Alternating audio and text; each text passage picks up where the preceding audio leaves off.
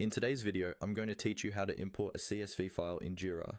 To get started, make sure you're already logged into your Jira account and that you know which project you want to work with. Importing from CSV is really useful when you're moving tasks from another tool, or when you've been tracking work in a spreadsheet and now want everything inside Jira. First, open Jira in your browser and head over to the project where you want to import your data. You can do this from the main Jira home screen by selecting your project from the List or Recent Projects section. Take a moment to confirm you're in the right place, because the import will create issues inside this specific project.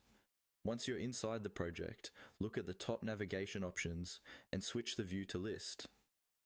The List view is a great way to see all your issues in a simple table format, and it's also where Jira gives you access to the CSV import option.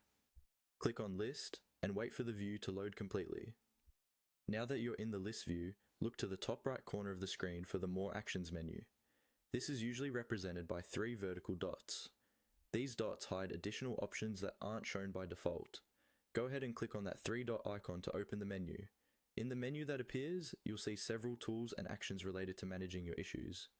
From here, find and select Import Work Items from CSV. Clicking this will open Jira's CSV import workflow. At this point, Jira will guide you through uploading your CSV file, mapping your columns to Jira fields, and confirming the import. Before you move on, it's a good idea to double check your CSV file. Make sure each column has a clear header and that the data types match what Jira expects, like using proper issue types, statuses, and dates where needed. This preparation can prevent errors later. During the import process, review the field mappings carefully. For example, ensure that the column with your task titles is mapped to the summary field and that any assignee or priority columns are mapped correctly.